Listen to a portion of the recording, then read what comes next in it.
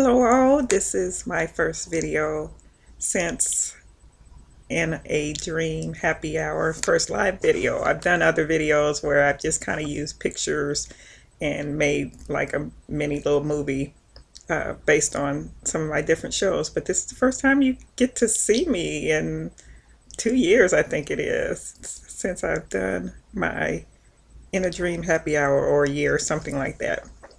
Anyway, I decided to start making some videos because I wanted to share with you something going on in my life that happens to a lot of women. It's a big problem going on, and that is breast cancer. So, about 40 days ago, I was told that I had breast cancer in my left breast. The cancer was found in a biopsy because it wouldn't show up during the mammogram. What happened with my cancer, it had calcified, and so you couldn't really see, so they had to do a biopsy. And I'll go into all of that terminology and all of that stuff another day. I just had surgery 2 days ago on the 27th of August, and got back home yesterday, slept pretty much most of the day. And today I'm feeling a little bit better. I'm still sore. It's a lot of soreness and a lot of not usage of my left arm, which is very hard for me because I am left-handed. So it's kind of awkward for me to do everything with my right hand when I'm used to doing everything with my left hand. Here are my drains, a picture of my drains, that I have two of them, and they are just draining out the fluids, and I have to measure them once a day and report it. They'll be coming out in about a week, so I have that. I will just kind of show you my bandages. I'm pretty well bandaged up, so as you can see, I've got this kind of tarp around me and the bandages are underneath. And of course, I am wearing my warrior pin. That's what I call the breast cancer survivor warrior pin, because to go through breast cancer or any type of cancer where you have to have surgeries, um, you know, you're a survivor, you're a warrior, because it's definitely something different. I think breast cancer for most women are really kind of disheartening, especially when you have to lose a breast, which I did. I had a mastectomy. I had a what they would call a skin sparing mastectomy, so that when I have the reconstruction done on my breast, then they can use my real skin. So, but my left breast is gone, and I think for a lot of women that could be very hard to deal with, because then it kind of messes with your psyche as far as being a woman. There are things that identify us as being women, especially in a male dominated society where for a very, very long time, most people identify attractiveness through your breast, or shall we say, men kind of identify your attractiveness through your breast first. So for some women, that can be very hard to deal with. For me, it wasn't so much because I never identified with my breast. But I was told that I have to go through chemotherapy, and a lot of times in chemotherapy, you lose your hair. So that was where I think I'm going to probably freak out the most, is as going through the chemotherapy process when my hair is falling out, that I will probably have that that sense of loss of identity from my hair. Um, I knew from the very first day that I found out that I had breast cancer, I knew that this was going to be more of a spiritual journey for me than it is a physical journey. I feel like the physical is just a manifestation. The cancer is a symbol of something deeper going on. So I've been really doing a lot of spiritual soul searching of why at 38 years old, I get hit with breast cancer because the scientific reasons have already been kind of solidified. I have a strong family history of breast cancer. My sister went through breast cancer 2 years ago, and she had a double mastectomy. And my mom also went through breast cancer before she passed. God rest her soul. And then I had several grandmothers that have had breast cancer too. So it has been a very, very strong family history of breast cancer. So I don't think that was the surprising force for me. It was more of, okay, what is it? What is this telling me, and what should I do about this? Um, I have a fantastic team of specialists. Everybody has just been so wonderful. The nurses are amazing. The surgeon, everybody that I've talked to have been so amazing. And that's one good thing about breast cancer when you look at it in a different light, as opposed to why me and why is this happening to me. And you just open yourself up, and so much information comes to you, and so many different sources come to you. So I've gotten much information, which I'm very grateful for. Even when I went to the pharmacist to pick up a prescription before my surgery, even the pharmacist shared a story with me. And so that's really kind of cool to me that all of these people are so willing to be open and sharing. And so when you look at it from that perspective, it makes it a lot easier. Yes, people come to you with their horror stories. And so, yes, I've had some, not so good stories that have been told to me. But all in all, a lot of it is just a lot of suggestions, a lot of support, a lot of things that I probably didn't figure on as far as the preparation.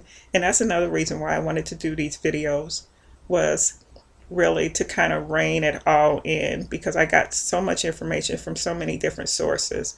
And I would just like for to be able to somewhere to go to one source and get a whole lot of information, instead of having to get bits and pieces from different places and trying to solidify and organize everything together, which can be quite difficult when you're going through this. Because like I said, for me, I was just diagnosed 40 days ago, and then I was in the hospital having the surgery. And so in between all of that time, I was taking an anatomy class as well as going to all these different doctor's appointments. And so it was very, very hard to kind of organize things because everything was happening so quickly. I was trying to finish studying. I finished my class the first week of August, and then it just seemed like a whirlwind after that, a continuous whirlwind of lots of different appointments and everything. So right now I'm just kind of tired. So yesterday when I got back from the hospital, I did a lot of sleeping. Today, this morning, I've done some sleeping as well. I was up for a few hours, and then I kind of fell asleep for a little bit, and then I got up and changed myself, washed myself. The first 48 hours, you're not supposed to shower. So actually, technically today I can shower because I had my surgery on Monday, but I'm going to wait a little while. I think I'm going to wait till tomorrow morning before I take a shower. So just for a little extra comfort, and then I can take a shower and remove the bandages. And so I will talk about that tomorrow, that experience. But today's experience, just washing up and changing my clothes, uh, was it wasn't as hard as I thought it was going to be. Um, I thought it was going to be very difficult. I thought it was going to be really hurting a lot. But yesterday, coming home and just kind of understanding what side of my body I could use, I've become more masterful and skillful at that. So I recommend for people who get out of the hospital not to exert yourself, overexert yourself, but just kind of, do a little bit and try to see how you can position your body, and so you can remember your body. Get lots of rest, and of course drink lots of fluids like they always tell you to do.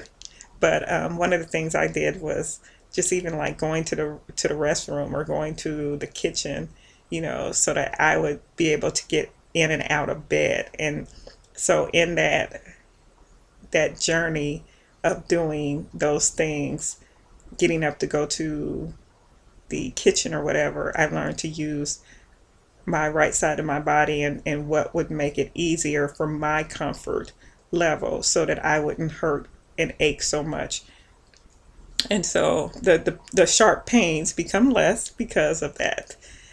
And so I did, like I said, I washed myself and I put my shirt on by myself and my pants. I do have to tell that I originally had yoga pants, which are very, very comfortable and very, very flattering. But the problem with the yoga pants was they were hard to put on. So my dad yesterday went and got me sweats, which I never ever, I don't think I've ever worn sweats ever in my life. So this is the first time I'm wearing some sweats, and you know, you can't see because I have the camera of course on my face, but but yes, I'm wearing sweats. But I am so glad that he went and bought me some sweatpants because it makes it very, very easy. He also bought me one of these, and I'll try to get up so I can show it to you. But this is something that the little chair pillow type thing, and it's kind of hard for me to maneuver, so I'm going to try. I don't think I can make it. But anyway, you probably all have seen those little kind of U-shaped pillows that look like a chair back. They've been around forever. So I've got one. I've got one in pink because I love the color pink. And so my dad bought me one of those yesterday. These are the amazing things that comes to you, and as you try to prepare and you don't get everything.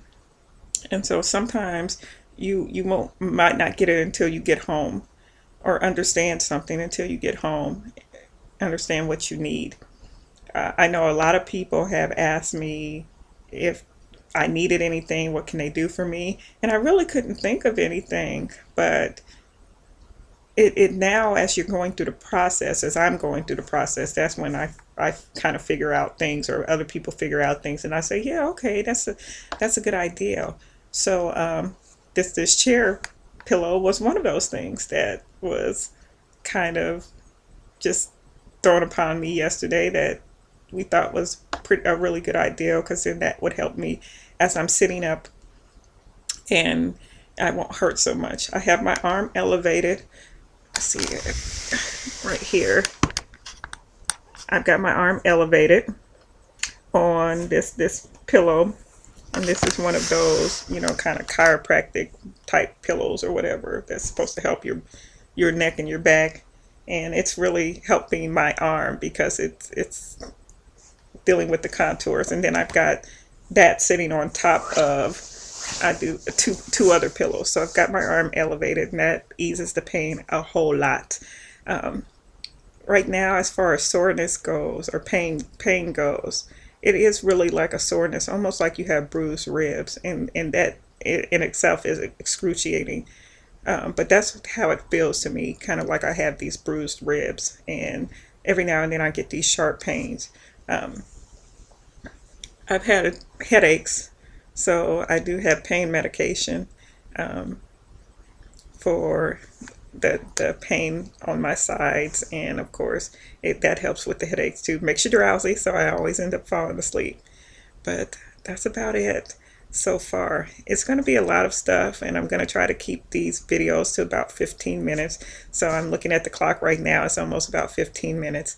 And thank you for starting this journey with me. And like I said, I'm going to do other videos, videos on the terminology, and as I'm going through the process, I'll probably do another video tomorrow after I take my first shower to let you know that experience.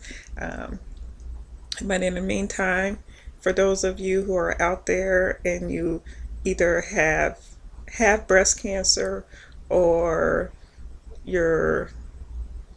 had breast cancer, or have it now, I I wish you all the luck, and I think you're very brave souls. And I would love to hear from you. So you can always email me at reneeangela@gmail.com or tweet me. You can tweet me at Renee Angela. You can Facebook me, Renee Angela. That's ReneeAngelah @gmail.com. And thank you for starting this journey with me. Peace, love, and bliss. Take care.